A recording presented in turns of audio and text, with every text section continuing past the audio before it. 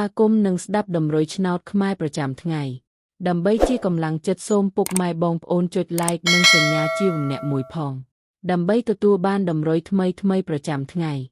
តម្រុយឆ្នោតខ្មែរនៅថ្ងៃនេះគឺថ្ងៃទី11ខែធ្នូឆ្នាំ2025ដើម្បីកុំឲ្យខាតពេលយូរសូមស្ដាប់តម្រុយឆ្នោតពី admin មានលេខ66547758 CD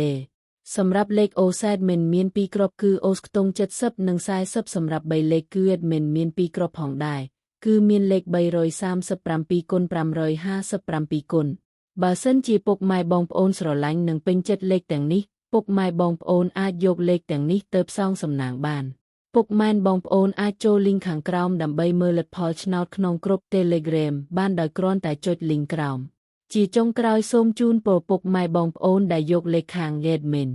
ទៅផ្សងសំណាងហេងយើងទាំងអស់គ្នាជូនពរពុកម៉ែបងប្អូនជួបតែសំណាងល្អនិងសុខភាពល្អសូមជម្រាបលាជួបគ្នានៅថ្ងៃស្អែកបន្តទៀត